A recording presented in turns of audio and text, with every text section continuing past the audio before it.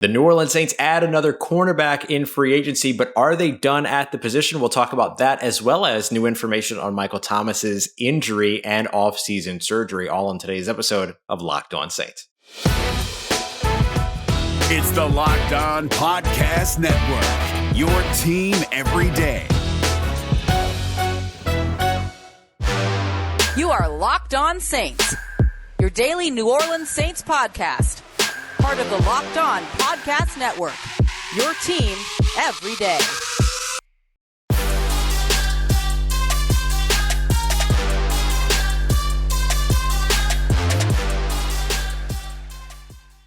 What is good, Who Dat Nation and Who Dat family? Welcome into another episode of Locked On Saints, your daily podcast covering your favorite team, the New Orleans Saints, part of the Locked On Podcast Network, your team every day. On today's episode, we're going to break down and take a look at the free agency signing of Brian Poole, what it means for the New Orleans Saints, how it shakes up the secondary, and we're going to take a look at some potential other signings out there because I don't think the Saints are quite done at the cornerback position, but one big name is already off the market as well on the same day. And then we're going to wrap up with some new information that we were sort of made privy to thanks to our good friend Nick Underhill and the great work that he has done covering Michael Thomas's surgery and his unavailability to begin the 2021 season. So we'll talk about all of that and much more. And I'll explain to you where I am and what's going on as we get started with today's episode. As always, I'm your host, Ross Jackson, at Ross Jackson Nola on Twitter, co-managing editor over at CanalStreetChronicles.com, and your Tuesday co-host over at the National Locked On NFL podcast. We got all that and a little bit of lagniappe for you on today's episode of Locked On Saints, your team every day. All right, y'all, let's get started with today's episode real quick. Let me explain why things look different. I'm currently out of town. I'm visiting my parents for the first time in nearly 2 years, thanks to all the things that have been going on. So what you're going to be getting over the next couple of days are some pre-recorded interviews with John Hendricks as well as Dylan Sanders. But if any breaking news happens and as training camp progresses as well, I'll make sure that you're going to get any type of big updates and everything as well. So you might get a couple of days of 2 episodes, things like that as we move forward. I'm back in my place once we get to Wednesday, so I'll be ready for the start of camp on Thursday. But just to give you a heads up about why things might look and feel a little bit different, I'm just simply not at my home setup. But want to make sure that I'm giving you everything that you need to know around your New Orleans Saints. And so even if my audio sounds a little bit different or my video looks a little bit different, things will be back to normal for Thursday's episode. But I want to make sure you've got everything that you need without missing a beat. So thank you very much for being here for another episode of Locked On Saints. Don't forget to check out the Peacock and Williamson NFL show as well to get all of the national news that you need. And your boy co-hosted just last week as well, filling in for Ryan Peacock. So go and check out that episode where we talked about some great Saints nuggets, thanks to our good friends over at Football Outsiders. But the Saints made a big signing this weekend that I want to make sure that we talk about a little bit in depth here. And it's Brian Poole, the former cornerback that played with he played his first beginning of his career with the Atlanta Falcons. And then over the past couple of years, he has been with the New York Jets and has played very well with the New York Jets over the course of the last 2 seasons. His season did end a little early in 2020. He only played 9 games or appeared in 9 games in the 2020 season because of a shoulder injury that ended up sidelining him and ending his season early. But here he is now getting and landing a new spot here with the New Orleans Saints. Now, the thing to know about Brian Poole is that he is primarily a slot corner. So I don't know that he's really the answer on the outside. Hasn't played a ton. He was really only targeted just less than 15 times, maybe a little bit more on the outside over the course of the last 2 seasons. Certainly was only targeted about 8 times last year on the outside. So not a lot that you can really take away in terms of what he has done here recently that's relevant to the outside cornerback play that the Saints are still going to be looking to fill, I believe, opposite Marshon Lattimore and potentially in place of Marshon Lattimore before the season starts. So I don't think that Brian Poole solves all of the issues, but here's where Brian Poole definitely helps, which is in the slot. If you look at the last season that he played, which was in 2020 with the New York Jets, targeted 40 times total. 32 of those targets came in the slot. He allowed 27 total receptions, 67.5% when targeted, had 5 forced incompletions. Those were 3 pass breakups, which is better, which is actually getting your hand on the ball, knocking the ball away, and also 2 interceptions with no touchdowns allowed and a 65.7 passer rating when targeted. So he's going to be a good addition for the New Orleans Saints if he ends up being their dime back, if he just ends up being depth in the slot, or if he ends up starting in the slot. And I know what you're thinking. Why would he start in the slot when CJ Gardner-Johnson, of course, is your guy that's going to start in the slot? Let's be very clear. Brian Poole is not going to force CJ Gardner-Johnson off of the field. There's no situation to me in which that happens. However, if CJ Gardner-Johnson ends up being the option opposite Marshon Lattimore on the outside, then all of a sudden you have a really good secondary if he can hold up that CB2 spot. Or if he ends up having to play on the outside, even in place of Marshon Lattimore, maybe across from Paulson Adebo, or potentially along with Patrick Robinson playing on the outside, then you still have a viable slot receiver over the course of the first 5 games where you're going to need a viable slot receiver, especially going up against the Green Bay Packers to open up the season, especially if Aaron Rodgers ends up playing, which that's a whole other list of rumors and speculation that's been going on here over the course of the last weekend. But we'll talk about that once there's actually something to talk about. So when you talk about why Brian Poole ends up being a good signing for the Saints and where he ends up contributing, the thing to consider is his ability to be able to provide veteran depth. Again, he's not going to force CJ Gardner-Johnson off of the field, but if CJ Gardner-Johnson has to play elsewhere, then you have Brian Poole. Even if CJ Gardner-Johnson does end up starting in the slot for you, which is what we all expect, and Patrick Robinson starts on the outside, if something were to happen to CJ Gardner-Johnson, what you don't want is to move Patrick Robinson, who's usually your backup slot position, back to the slot and then have to pull a 4th player, basically, to play on the outside. Instead, you can go directly from CJ Gardner-Johnson to Brian Poole, leave Patrick Robinson on the outside. So there's a lot of different ways that this can be helpful for the New Orleans Saints. How it ends up being helpful remains to be seen, and where Brian Poole ends up actually playing for the Saints also remains to be seen, but we'll get a lot more sort of clearer indications of that as we get into and through camp. But even if it means putting a 6th defensive back out there and you're a little worried about, let's say, PJ Williams, then all of a sudden Brian Poole becomes maybe a player that you are more comfortable with being that other or that 6th defensive back. Because remember, the Saints use 6 defensive backs more than any other team in the NFL, according to Football Outsiders in 2020. No reason to expect that to change going into 2021. So Brian Poole coming in on a 1-year deal. No word as of my recording this, at least, on whether or not that is, a veteran minimum deal or if they paid him above that. But there was another corner that was signed elsewhere for well above minimum. And maybe the Saints might have been involved in that player before landing on Brian Poole. Then that player ended up signing elsewhere. We don't know that for sure. But the Saints have certainly been in the market for a cornerback. And I don't think that they're done. So where else can they go? That's what we're going to talk about as we continue on with today's episode of Locked On Saints. And as always, I like to tell you about our good friends over at Built Bar as well, because they're such a big part of what we do here over at the Locked On Podcast Network. And now they're a big part of the Olympics as well, which is super cool because they are the official protein bar of the U.S. track and field team. And of course, if you look at the track and field team, you have a lot of LSU alums that are a part of it, a lot of really cool folks that are all a part of that. So it's an awesome thing when it comes down to Built Bars, which we have been so excited about over the course of time. 9 different flavors that are just incredible. Coconut, coconut almond, if you like Mounds, Almond Joy. These are covered in 100% chocolate and taste just like the candy bar, but only 4 or 5 grams of sugar, 17, 18 grams of protein to help you get through your day. And they've got other fantastic flavors as well, such as mint brownie, peanut butter brownie, and of course, if you're a fan of raspberry or a fan of fruit and chocolate, there's a raspberry bar for you as well. Something for everybody over at BuiltBar.com. So go and check them out. And when you do, don't forget to use the promo code LOCKED15 so you can get 15% off once again at BuiltBar.com. All right, family, continuing on with today's episode of Locked On Saints. And we talked about in the first segment how the Saints signed Brian Poole, the cornerback formerly of the New York Jets, spent some time with the Atlanta Falcons as well. And so this is a player that the Saints have been familiar with over the course of time because they played up against him. You remember him from some pretty iconic plays that John Hendricks is going to point out tomorrow when we talk more about Brian Poole. But do we think that the Saints are done at the cornerback position where they still have 4 spots, again, at the time of this recording, available on the roster? I think it's fair to say that they're not done there yet, especially if they're going to be looking for multiple options on the outside at the cornerback position, depending upon what happens with Marshon Lattimore. And I think what we consider a looming or impending suspension. And we don't know how long that's going to be. I imagine 2 games if he gets suspended, but we'll see what happens. Remember, we talked about 4 to 6 games for David Onyemata, ended up being 6. But anyway, for the Saints, as they look at other options at the cornerback position, unfortunately, one of the top corners that I know a lot of Saints fans really liked and that I liked as well is now off the market with Steven Nelson signing a 1-year, $4 million deal with the Philadelphia Eagles. Now, when you're signing a cornerback or you're signing a player this late in free agency, it's tough to pay them above veteran minimum. It's not really a thing that I think the Saints wanted to do. And you notice that the Steven Nelson signing news broke after the Brian Poole news broke, which happened Sunday morning. I don't know if the two are connected or not, but certainly looking at Steven Nelson's price tag, you can say, oh, $4 million isn't a lot of money. That's true. But when the Saints still have $11.9 or so million, they're going to want to spread that and stretch that as much as they can and probably try to roll some of it over into 2021.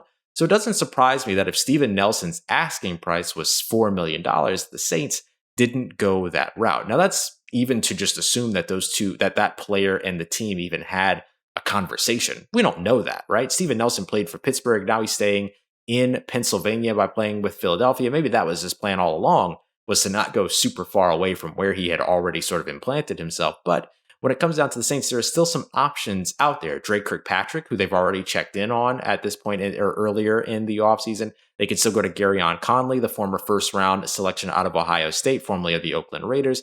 He's somebody whose knowledge of the Ohio State defense can give you some hope in terms of his ability to be able to turn his kind of trajectory so far around with a New Orleans Saints defense that has shown that they can sort of translate that Ohio State training into success in their defense. And of course, he had a great outing with the Houston Texans as well. He, just like Brian Poole, the example of a player that changed teams and then performed better with the new team than he performed with the former team. So the Saints still have some options there. And of course, there are still the trade options as well. Should a guy like Stephon Gilmore or potentially even Xavier Howard become available, reasonable to expect that the Saints would be all over that. And then all of a sudden, you have a secondary that goes from being one of the ones that you have the most question marks about and that you feel maybe the worst about, or not really the worst about in the division, but certainly one that you have the most question marks about because you don't know what's going to happen at either one of those starting cornerback positions.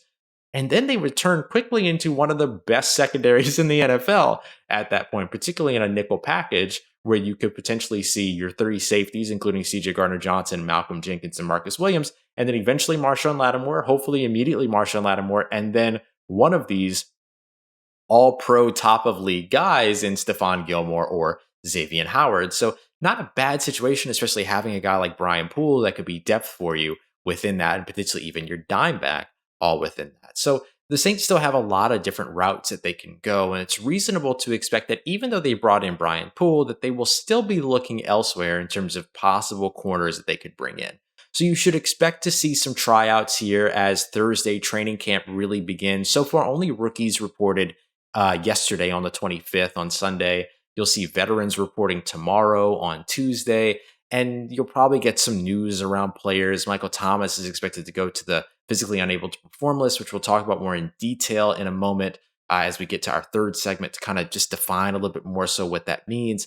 But you should expect to see more tryouts for players as well, right? This player is visiting with the team or, after practice saying, hey, these guys were here and they were wearing these numbers and whatever, like those sort of reports that feel like they might be innocuous, but actually end up having a big time meeting either right now or even potentially later on when the Saints might have to look for somebody at a later point. All of this is a very important time to get these sort of checkups on players. And speaking of checkups, it seems that there was a missed checkup when it came to Michael Thomas and his injury, which kind of explains a little bit about why the surgery happened so late. Let's check in on that as we wrap up today's episode of Locked On Saints to give you all the details that you need to know and that we know so far around the Michael Thomas mystery ankle surgery situation as we continue on with today's episode of Locked On Saints. And as we get there, don't forget to go and check out, I talked about the Olympics earlier. There's a ton going on with the women's gymnastics, which is one of my favorite parts of the Olympics getting started here, medaling in just a day or so. They just finished qualifications on Sunday. So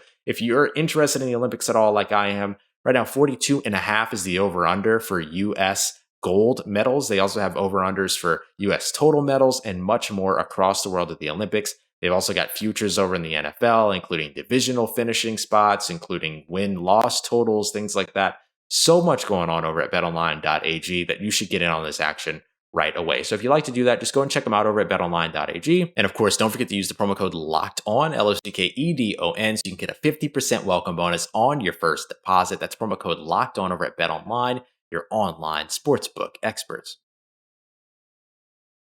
Let's get it, Who Dat Nation, and we're wrapping up today's episode. Once again, I'm at my parents' place, so that's why everything might sound a little bit different on the podcast side, look kind of much different here over on the video side if you're watching on YouTube as well. So thanks so much for just kind of being along for the ride here while I finally get an opportunity to visit my family. Once again, you're going to get interviews tomorrow with John Hendricks, and then on Wednesday with my good friend Dylan Sanders. We have a lot of fun previewing training camp in both those interviews. But if anything big were to happen, I would just release another episode as well. But I'm going to do my best to kind of just allow those pre-recorded interviews to happen, spend time with my family and everything like that. But obviously, I'll be keeping you up to date with everything that you need to know. And I'm not going anywhere. You know how I roll. I stay grinded. Speaking of grinding, though, somebody that we were really expecting was going to be grinding to get back into the flow of things this season was wide receiver Michael Thomas. 40 catches, 438 yards, no touchdowns last season, dealt with that high ankle sprain, had the sort of skirmish in camp that ended up leading to a one game sitting. Remember, they didn't suspend him because they didn't want to mess with his money, but they sat him for that game. And I think that we were all really expecting Michael Thomas to come back and have this incredible season. I sort of put him as somebody that was going to have over 100 receptions, maybe somewhere around 1,400 yards or so, and to finally break double-digit touchdowns. Now, all of that looks like a big-time long shot because he's expected to miss about 5 weeks of the NFL season. And according to Ian Rappaport on Sunday, he's probably going to go to the physically unable to perform list. Let's talk a little bit more about what that means here in just a second when we close out the episode. But first, I want to talk a little bit about the situation that got us here and how we ended up in this place. And all of this reporting, just to make sure that I give early credit to him, is coming from Nick Underhill over at New Orleans Football, one of the absolute best when it comes to local sports media and the absolute best when it comes to reporting on the New Orleans Saints. And he got kind of the down low on the way that some of this went down. And so let's talk about the timeline here. Back to the beginning of the offseason here, where Michael Thomas went to a doctor about his injured ankle. And that's the high ankle sprain that he had that took place week 1 of the 2020 season and really ended up just derailing the rest of his year. He also had some other issues, deltoid injury, things like that. But when he went to go and get his checkup on his ankle and just sort of figure out what his options were over the course of the offseason, the doctor that he saw told him that the potential was there to rehab the injury, but that they would need to try to rehab it and then quickly get back together to sort of get a second visit to decide whether or not surgery was possible. So there was no guarantee that he could rehab it back and then get to a point where he didn't need surgery to repair it. It was pretty clear that surgery was probably going to be necessary, but that checkup, that sort of re-meet that was supposed to happen after he tried to rehab it for a little while, simply didn't happen. And no one really knows why that's the case. We don't know if Michael Thomas just decided, now I'm just going to try to rehab it and then try to move forward, and then quickly found out once he got back to the team in June when they realized that the ankle still wasn't really right, that, oh, I messed up. I probably should have gone for that second checkup as opposed to rehabbing it. We don't know if it was that. We don't know if it was a hurt on company time, heal on company time type of situation. We don't know how much the Saints were really involved in any of that in terms of monitoring his progress. These are just things that we don't know. So I'm not going to cast judgment in any one direction or make any. There are a lot of assessments out there that Michael Thomas just doesn't want to play football anymore. I'm not going into all that. I couldn't care less about going that deep into this. What's most important to me is simply that what the timeline is, not what the timeline could have been. All we have now is what is. So what we know is that from the point of his surgery, this is very important because some people have tried to twist this around quite a bit.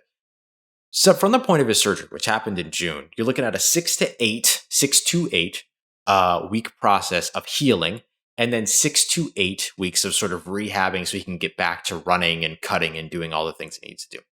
So the idea of the surgery is to heal him, is for him to be better, not to take a chance at him getting better. The idea is that the surgery will repair the injury and repair the situation that he's undergoing.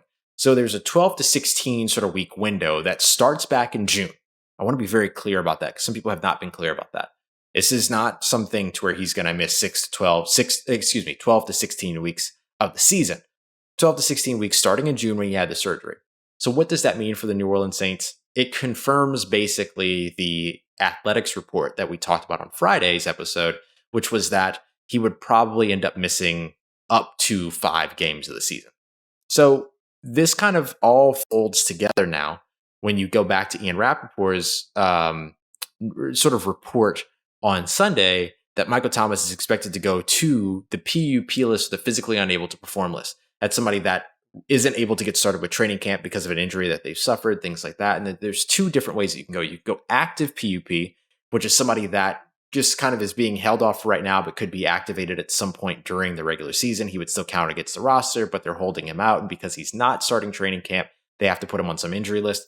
The other list is a reserve PUP, reserve physically unable to perform list. That's the list that he's most likely to go to, because on that list, a player then would not participate in training camp, and then they would not be available to the team for the first 6 weeks of the season.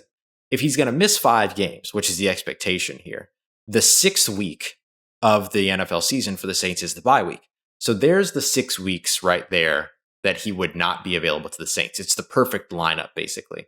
And then after that bye week, he would then start a 21-day window, 3-week window, to where the Saints could then decide, bring him back to practice, and then he doesn't have to count against the roster immediately. They could essentially work him out for up to 3 weeks and then make the decision about whether or not he's ready to be added to the active roster and then utilized on Sundays. So they could bring him back at the beginning of week 7 after the week 6 bye week, and then end up working with him all the way through the week of practice and then have him ready for Monday's game against the Seattle Seahawks to begin that really tough stretch of the season over the course of the next 7 or so weeks. That would be the ideal situation. That's kind of the earliest that you would see Michael Thomas come back. There is a chance that it takes more time and they have another 3 weeks. If they can't get him ready over the course of the 3 weeks following the initial 6 weeks that he misses, then he would go to injured reserve for the rest of the season. So I don't think that that will be the case for Michael Thomas, but of course we don't know, right? The surgery could have complications, could have had complications, or rehabbing can have complications. There could be setbacks. We just simply don't know at this time. But in terms of the actual timeline, that's what you're looking at. Week 7 being the earliest possible return, the Monday night game against the Seattle Seahawks. It's a really intriguing situation. I'm not going to lie. It's a very intriguing situation to understand how all of this played out. Certainly not ideal for the New Orleans Saints. Definitely not ideal for Michael Thomas. But the situation simply is what it is. This is where we are. So now the New Orleans Saints have to figure out who's going to be the go-to guy in the passing game, or guys in the passing game. Is it going to be some combination of Traquan Smith, Marquez Callaway, these young wide receivers? Are they going to bring somebody in? Is the offense just going to run through Alvin Kamara and Latavius Murray? And then how does that affect the Jameis Winston, Taysom Hill conversation? All that's going to be really interesting, because does all of a sudden Jameis Winston's passing ability become less desirable for an offense without Michael Thomas than Taysom Hill's ability to be able to be a dual threat and to be able to run the ball and produce offense with his feet as well as a passer? Does that then become more important than Jameis Winston's throwing prowess? And then when Michael Thomas does return, does Jameis Winston then become more valuable? We just don't know at this time. And by the way, any premature reports that are coming out of anywhere that's saying that Taysom Hill is already the starter or Jameis Winston is already the starter, don't mind any of that. There's a training camp that's about to take place, and Sean Payton has already said out loud that training camp is going to be where this decision is made. And I wouldn't be surprised if the decision is also made at some point during the preseason as well. But the Michael Thomas situation definitely could potentially factor in to what that quarterback competition ends up looking like, because they also don't have their top option to make them look really, really good in potential tough throwing situations, throwing in traffic, things like that. So who are the guys that are going to step up around the quarterback to be the pass catcher for this New Orleans Saints offense? And who are the guys that are going to be the go-tos for Sean Payton as he tries to scheme together a very complicated offense for a new quarterback? All of it's going to be very interesting. All of it is going to be continued conversation. We're going to talk about a little bit more as well with John Hendricks on tomorrow's episode. And then we'll get to Dylan Sanders on a Wednesday as we do some superlatives ahead of training camp, names to watch. And then, of course, you might get some bonus episodes over the course of the next couple of days while I'm out of town, in case there are any breaking news, things that you need to know about. Do everything that we can here to make sure that you are up to date on another episode of Locked On Saints. I appreciate you very much for being here with me today, bearing some of the changes here over the next couple of days. We'll be back to normal toward the end of the week. I'll be seeing you as we continue on, as we get closer to training camp. Thanks so much, everybody, for all of your support. Now that you're done here, go and win some money. Go and check out the Locked On Bets podcast, your daily bets podcast here on the Locked On Podcast Network. Get it wherever you get your podcast. We'll be back with you tomorrow, y'all. Y'all stay safe, and thank you again for everything that you do. As always, you can find me on Twitter at Ross Jackson, NOLA. Hit me up. Let me know how the family's doing. Let me know how you living. Let me know how you momming them. Trust you, that nation. I'll holla at you.